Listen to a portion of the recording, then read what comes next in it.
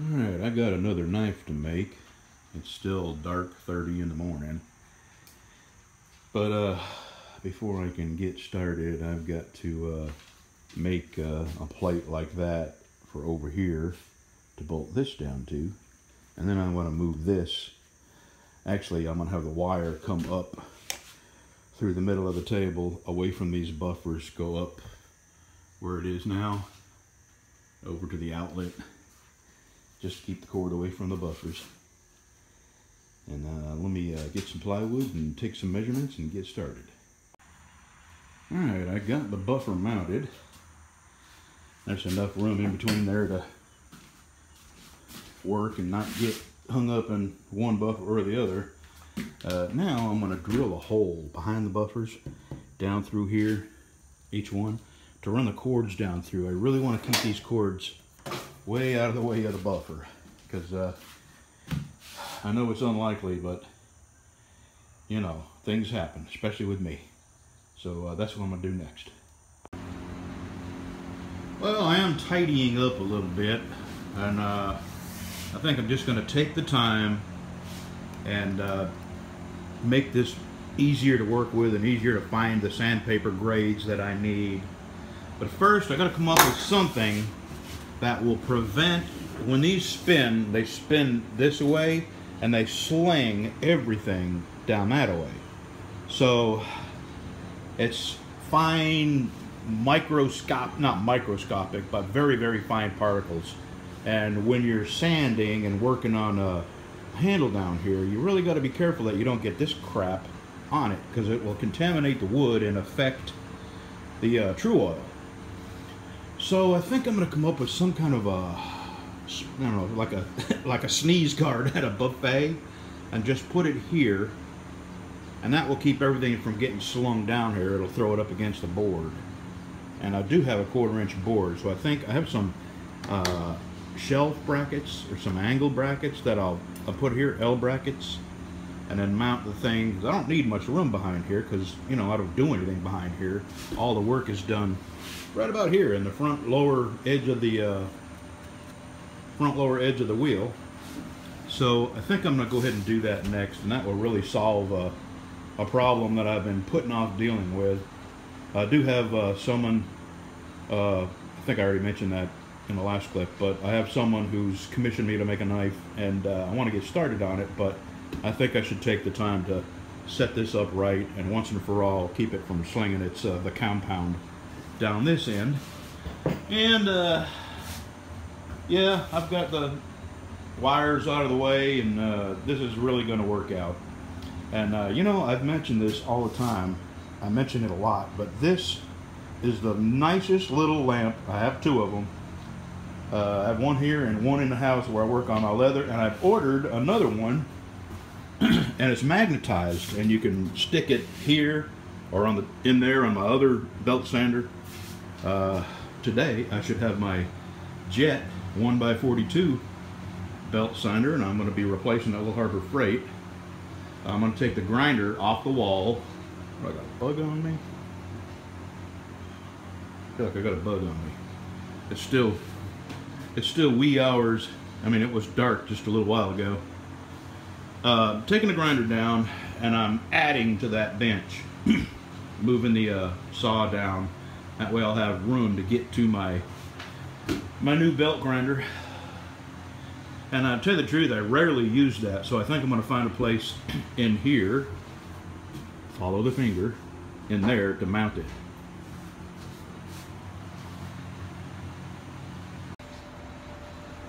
Okay, I think that'll do.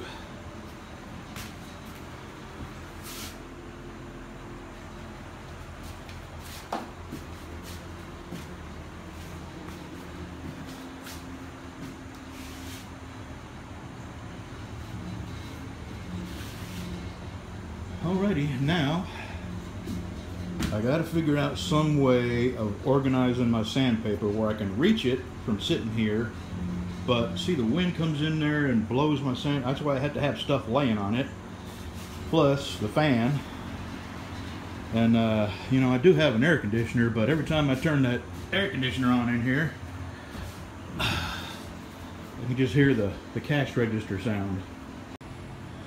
Well, that's a lot better. I actually need one more of these little shelf units to go here.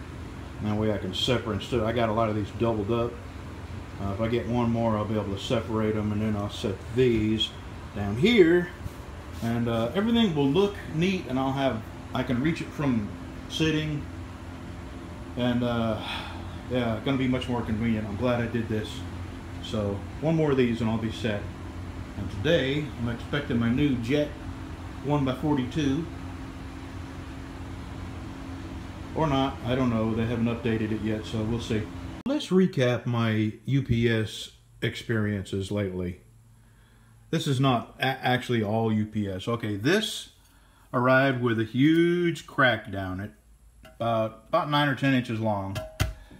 I'm expecting another one. I am expecting a new Jet 1x42 belt grinder. It was supposed to be here today.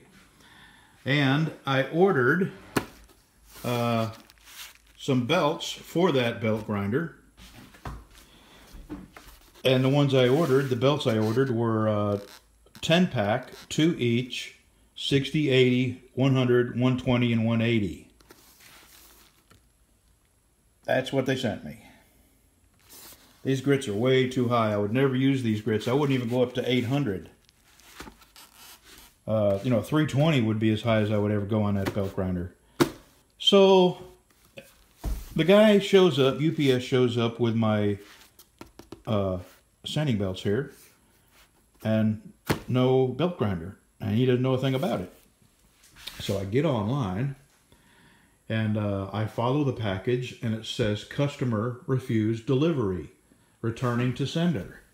So I called UPS, and let me tell you, they outsource their customer service, and to whatever country it is, and I don't know what form of English they're speaking, but it is very, very difficult to understand.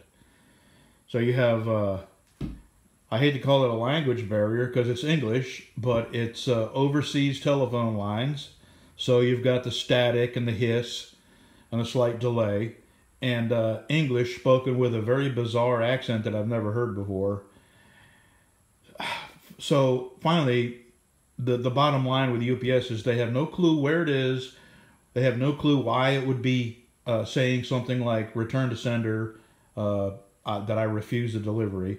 So I hang up, I call Amazon, and I get an American, and I got a very polite lady named Beth, and she's very helpful, and she puts me on hold, and we get disconnected. She calls me right back and puts me on hold again and gets to the bottom of it. Not on UPS's end. UPS still has no idea why, what, where, when, how, what's going to happen. But Amazon said it's clearly in the system somewhere, and they're going to send me a new one, and they're going to pay for overnight, and they're going to have it here tomorrow. Jeez. So Amazon's doing a good job, except for this. But, you know, when you're in a hurry and you're grabbing stuff, I'm sure this is right beside the box I needed, or maybe somebody picked this up, realized it was the wrong one, and put it back on top of the, you know, the wrong pile. I mean, it could be something that simple. These kind of things happen. Mistakes happen. But UPS, and I don't usually get busted up crap from UPS. Usually anything the Postal Service puts their hands on arrives at my house totally destroyed, soaking wet, or completely missing, which all three have happened to me. Anyway, I just thought I'd give you an update. I was going to show off my belt grinder. I still don't have room for it over there, but oh well. I've got a knife to start for Sandy and Alan, but I don't have the tools and I don't have the belts, so I gotta send these back. They're sending me a shipping label, and they're gonna send the right ones out.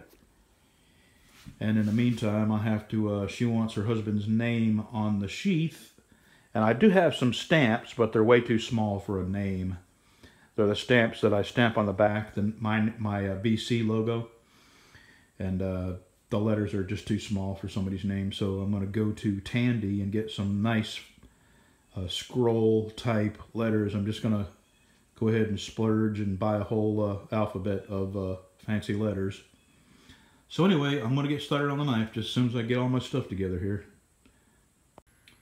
While I'm out here, I'm going to do a little public service announcement about buffers. Buffers can be very, very dangerous. They operate at extremely high speeds, 3,600 RPMs, and they can get you hurt if you're not very, very careful. Let me get my chair drug over here and I'll show you why.